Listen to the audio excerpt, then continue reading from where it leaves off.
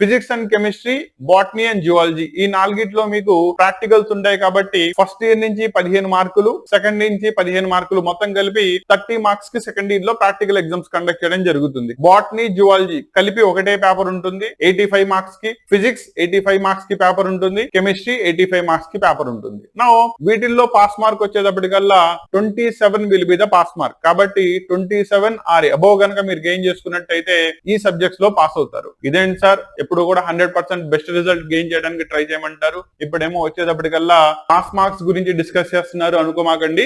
Actually ఇది ఎవరైతే 100% best result gain చేసుకుందాం అనుకుంటున్నారో వాళ్ళ కోసం కాదు. కొంతమంది ఉంటారు కదా, ఒకే తోటలో పూసిన పూలన్నీ కూడా ఒకేలా ఉండవు, ఓకేనా. కాబట్టి స్టూడెంట్స్ లో ఒక్కొక్కళ్ళది ఒక్కొక్క స్ట్రాటజీ ఉంటుంది అండ్ ఒక్కొక్కరిది ఒక్కొక్క స్ట్రెంత్ ఉంటుంది, ఓకేనా. కాబట్టి ఎవరైతే ప్రిపరేషన్ సఫిషియెంట్లీ కంప్లీట్ అవ్వలేదో, ఈ సంవత్సరం పాస్ అవుతానో లేదో అనే డౌట్ ఉందో వాళ్ళ కోసం చెప్తున్నా, ఓకేనా.